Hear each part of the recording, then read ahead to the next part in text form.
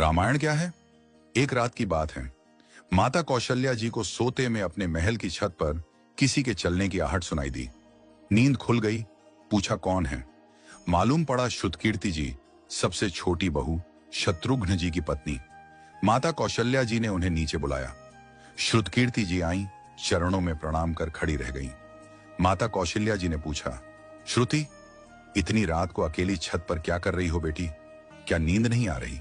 शत्रुघ्न कहाँ है? श्रुति कीर्ति की आंखें भर आईं, मां की छाती से चिपटी, गोद में सिमट गई। बोली, मां, उन्हें तो देखे हुए 13 वर्ष हो गए। उफ! कौशल्या जी का हृदय कांप कर झटपटा गया। तुरंत आवाज लगाई। सेवक दौड़े आए। आधी रात ही पालकी तैयार हुई। आज शत्रुघ्न जी की खोज होगी। मां चली। आपको मालूम है शत्रुघ्न जी कहाँ मिले? अयोध्या जी के जिस दरवाजे के बाहर भरत जी नंदीग्राम में तपस्वी होकर रहते हैं, उसी दरवाजे के भीतर एक पत्थर की शिला है। उसी शिला पर अपनी बाह का तकिया बनाकर लेटे मिले। मां सिराहने बैठ गईं, बालों में हाथ फिराया तो शत्रुघ्न जी ने आंखें खोली। मां! उठे, चरणों में गिरे। मां, आपने क्यों कष्ट किया? मुझे बुलवा लिया होता। मां ने कहा, शत्रुघ्न यहां क्यों? शत्रुघ्न जी की रुलाई फूट पड़ी। बोले, मां, भैया राम जी पिताजी की आज्ञा से वन चले गए। भैया लक्ष्मण जी उनके पीछे चले गए। भैया भरत जी भी नंदीग्राम में हैं। क्या ये महल, ये रथ, ये राजसी वस्त्र विधाता ने मेरे ही लिए बनाए हैं? माता कौशल्या जी निरुत्तर रह गई। देखो क्या है ये राम कथा। ये भोग की नहीं, त्याग की कथा है। यहां त्याग की ही प्रतियोगिता चल रही है और सभी प्रथम हैं। कोई पीछे नहीं रहा। चारों भाइयों का प्रेम और त्याग एक दूसरे के प्रति अद्भुत, अभिनव और अलौकिक है। रामायण जीवन जीने की सबसे उत्तम शिक्षा देती है। भगवान राम को 14 वर्ष का वनवास हुआ तो उनकी पत्नी सीता मैया ने भी सहर्ष वनवास स्वीकार कर लिया। परंतु बचपन से ही बड़े भाई की सेवा में रहने वाले लक्ष्मण जी कैसे राम जी से दूर हो जाते? माता सुमित्रा से तो उन्होंने आज्ञा ले ली थी वन जाने की। परंतु जब पत्नी उर्मिला के कक्ष की ओर बढ़ रहे थे तो सोच रहे थे कि मां ने तो आज्ञा दे दी, परंतु उर्मिला को कैसे समझाऊंगा, क्या बोलूंगा उनसे? यही सोच विचार करके लक्ष्मण जी जैसे ही अपने कक्ष में पहुंचे तो देखा कि उर्मिला जी आरती का थाल लेके खड़ी थी और बोली, आप मेरी चिंता छोड़ प्रभु, श्री राम की सेवा में वन को जाओ। मैं आपको नहीं रोकूंगी। मेरे कारण आपकी सेवा में कोई बाधा ना आए, इसलिए साथ जाने की जिद भी नहीं करूंगी। लक्ष्मण जी को कहने में संकोच हो रहा था, परंतु उनके कुछ कहने से पहले ही उर्मिला जी ने उन्हें संकोच से बाहर निकाल दिया। वास्तव में यही पत्नी का धर्म है। पति संकोच में पड़े उससे पहले ही पत्नी उसके मन की बात जानकर उसे संकोच से बाहर कर दे।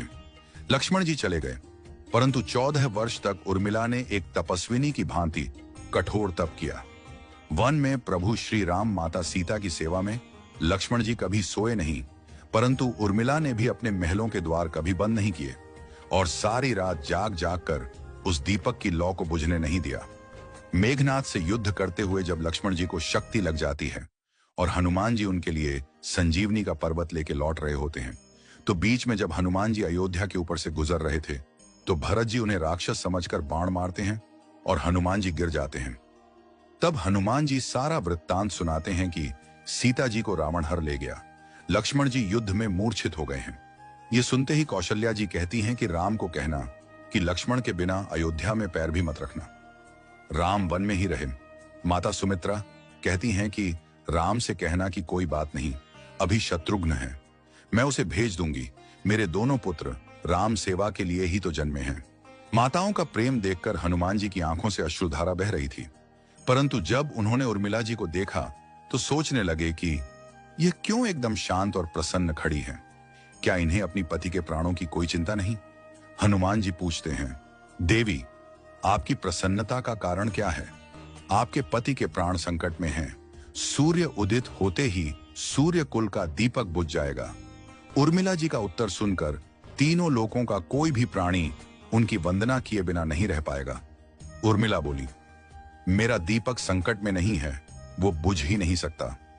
रही सूर्योदय की बात, तो आप चाहें तो कुछ दिन अयोध्या में विश्राम कर लीजिए, क्योंकि आपके वहां पहुंचे बिना सूर्य उदित हो ही नहीं सकता। आपने कहा कि प्रभु श्री राम मेरे पति को अपनी गोद में लेकर बैठे हैं।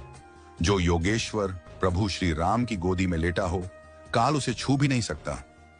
यह तो वो दोनों लीला कर रहे हैं। मेरे पति जब से वन गए हैं तब से सोए नहीं हैं। उन्होंने न सोने का प्रण लिया था, इसलिए वे थोड़ी देर विश्राम कर रहे हैं, और जब भगवान की गोद मिल गई तो थोड़ा विश्राम ज्यादा हो गया। वे उठ जाएंगे। और शक्ति मेरे पति को लगी ही नहीं, शक्ति तो प्रभु श्री राम जी को लगी है। मेरे पति की हर श्वास में राम है, हर धड़कन में राम, उनके रोम रोम में राम है, उनके खून की बूंद बूंद में राम है। और जब उनके शरीर और आत्मा में ही सिर्फ राम है तो शक्ति राम जी को ही लगी, दर्द राम जी को ही हो रहा। इसलिए हनुमान जी आप निश्चिंत होके जाए, सूर्य उदित नहीं होगा। राम राज्य की नींव जनक जी की बेटियां ही थीं, कभी सीता तो कभी उर्मिला।